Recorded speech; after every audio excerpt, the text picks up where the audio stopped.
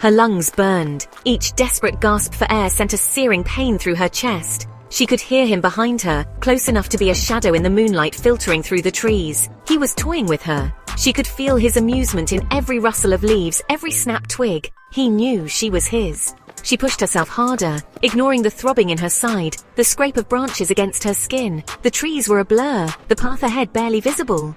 His low chuckle echoed behind her, sending a fresh wave of terror through her. He was enjoying this. She risked a glance over her shoulder. His eyes glinted in the darkness, a predator savoring the hunt. Her foot caught on a root, sending her sprawling to the ground. Pain shot up her leg, but she scrambled back to her feet. He was closer now, his outline clearer in the moonlight. He laughed again, a low, rumbling sound that vibrated through the forest. It was a sound that promised pain, a sound that stole the breath from her lungs. He was going to catch her. She bolted upright in bed, heart pounding, sweat slicking her skin.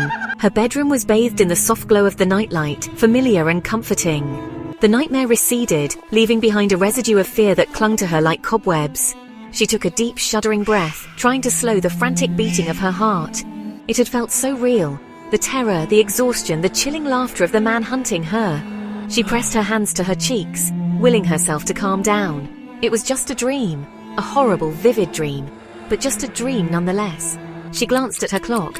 3:32 a.m. She wouldn't be getting any more sleep tonight. She threw back the covers and swung her legs over the side of the bed, her bare feet meeting the cool hardwood floor. She needed a distraction, something to chase away the lingering shadows of the nightmare. She padded over to her desk and switched on the lamp, the sudden brightness making her squint. She picked up a book, hoping to lose herself in its pages, hoping to forget the terror that still lurked at the edges of her mind. The insistent chirping of birds outside her window finally pulled Maya from her restless sleep. Sunlight streamed through the gaps in her curtains, painting stripes of warmth across her bedroom floor. She stretched, her muscles stiff from sleeping in an awkward position. The nightmare seemed a million miles away now, the fear replaced by the ordinary anxieties of a new day. She could hear the clatter of pots and pans from downstairs, a sure sign that her Aunt Clara was already in the kitchen starting breakfast. Her aunt was a creature of habit, her day as predictable as the sunrise. It was a comforting thought in a world that often felt chaotic and unpredictable. Maya threw off her covers and padded over to the window, pushing open the curtains to let in the light. The world outside was fresh and green, washed clean by the previous night's rain. Even the air smelled different, cleaner, sharper, full of promise. She took a deep breath, letting the sunshine chase away the last vestiges of her nightmare. It was a new day, a blank page. Whatever anxieties and uncertainties it held, it wouldn't involve being chased through a dark forest by a madman. You look tired, Maya. Another bad dream? Maya forced a smile, stirring sugar into her coffee. Just a bit restless, that's all. She didn't want to worry her aunt, didn't want to admit that the nightmares were becoming more frequent, more vivid. Maybe you should try counting sheep. Or maybe download a meditation app. They're supposed to be good for that kind of thing. Maya resisted the urge to roll her eyes. Emily, with her perfectly curated Instagram feed and her breezy confidence, had no idea what it was like to be haunted by nightmares. No idea what it was like to feel a constant, low-level hum of anxiety. I'll keep that in mind. She couldn't shake the feeling of unease, a prickling sensation on the back of her neck like she was being watched. She glanced out the window, half expecting to see... what? She didn't know. But the feeling persisted, a disquieting undercurrent to the normalcy of breakfast. The day settled into a familiar rhythm. Maya went through the motions of her daily routine, checking emails, watering the plants, organizing her desk, but her mind wasn't fully engaged. She felt detached, like she was watching herself from a distance. The feeling of unease lingered, a subtle but persistent dissonance in the background of her day. She went for a walk in the park, hoping the fresh air and sunshine would clear her head. But even amidst the cheerful chatter of children and the happy barking of dogs, she couldn't shake the feeling that something was off. It was as if the world was tilted on its axis, the familiar suddenly strange and unsettling. She found herself constantly looking over her shoulder, scanning the faces of strangers, searching for, she didn't know what. A threat? A sign? The face of the man from her nightmare. She knew it was irrational, but she couldn't help herself. The fear, once a fleeting visitor, had taken up residence in her mind, whispering doubts and suspicions in her ear. As the afternoon wore on, the heat became oppressive, the air thick and heavy. Maya retreated back to the relative coolness of her aunt's house, her skin sticky with sweat. She was about to close the curtains when she heard it, the faint, tinny melody of an ice cream truck in the distance. The sound sent a jolt of unease through her.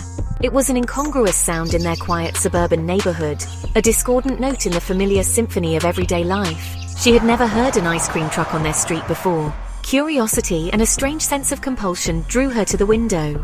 She watched as the truck slowly made its way down the street, its brightly colored exterior a jarring contrast to the muted tones of the houses.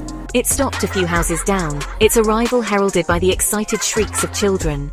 Maya's gaze was drawn to the driver, a shadowy figure silhouetted against the bright interior of the truck.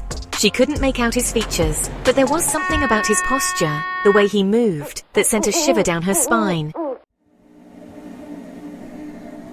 The ice cream truck lingered for what felt like an eternity, its cheerful jingle a jarring counterpoint to the growing unease in Maya's gut. She couldn't shake the feeling that something was wrong, that the truck was more than just a purveyor of sugary treats. It felt like a beacon, drawing her in, promising something dangerous. She tried to rationalize her fear. It was just an ice cream truck. It was probably just a new route, a way for the driver to drum up business in a new neighborhood. There was no reason to be afraid, but the doubts persisted, fueled by the lingering residue of her nightmare, the feeling of being watched, the unsettling presence of the truck and its shadowy driver. She couldn't escape the feeling that she was standing on the precipice of something sinister, that the ordinary world around her was just a thin veneer concealing a darker reality.